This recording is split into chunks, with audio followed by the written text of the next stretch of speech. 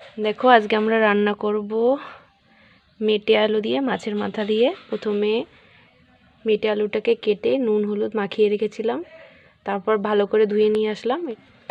এবার মাছের মাথাটাকে একটু নুন হলুদ মিশিয়ে নেব। আলুটা সিদ্ধ বসিয়ে দিয়েছি আর এদিকে কড়াই দিয়েছি, গরম হলে তেল দেব।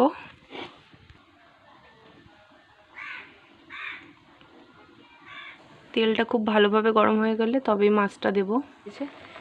এখানেও গ্যাসটা একটু কমিয়ে দেবো।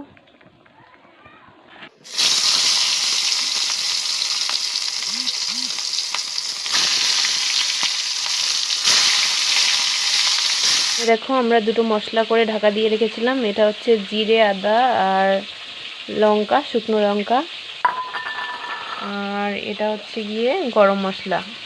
হ্যাঁ, এটার মধ্যেই নিয়ে নিয়েছিলাম নুন আর হলুদ পরিমাণ মতো। এখানে মশলার জন্য নিয়ে নিয়েছিলাম গোটা জিরে, তেজপাতা, আর এখান থেকে 1 চামচ ঘি দিয়ে দেবো আর ছোটো একটা টমটম।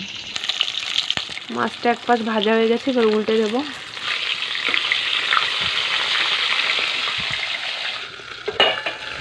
এগুলোকে তুলে নেব।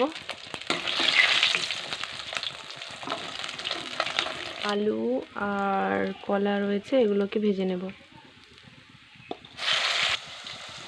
এখানে ছিল দুটো গোল আলু আর একটা কাঁচা কলা। কলাগুলোকে আগেই তুলে নিয়েছিলাম, কারণ মশলা কষানোর সঙ্গে সঙ্গে দিয়ে দিলে এটা বেশি গলে যাবে।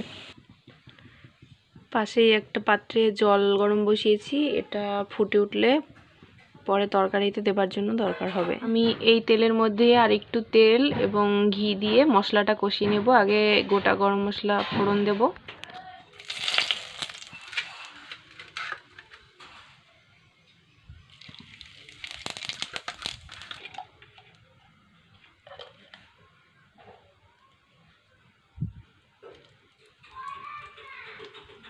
আর এর মধ্যে আমি মশলাটা দিয়ে দেবো।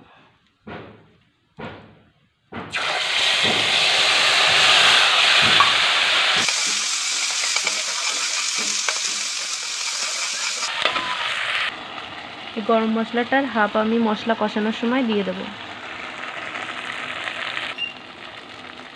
হাফ মতো দিয়ে দিচ্ছি। হ্যাঁ, এবার টমেটোগুলো দিয়ে দেবো।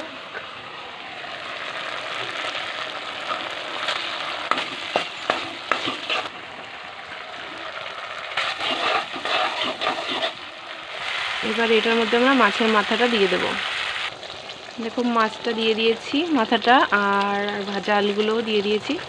একটুখানি জল দিয়ে কিছুক্ষণ এরকম রেখে দেব। তারপরে আমরা মেটে আলুটা দিয়ে জল দিয়ে দেবো, ওই ফুটানো জলটা দিয়ে দেবো। ওখানে চিনি দিয়ে দেবো।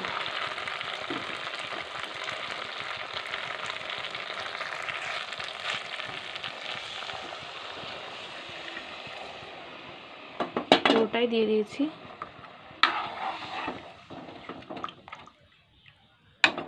জলটা বাড়িয়ে দেবো। গ্যাসটা বাড়িয়ে দিলাম। এটা ফুটে উঠলে তারপরে কলা এবং আলুটা দিয়ে দেবো। কি সুন্দর কালার এসছে।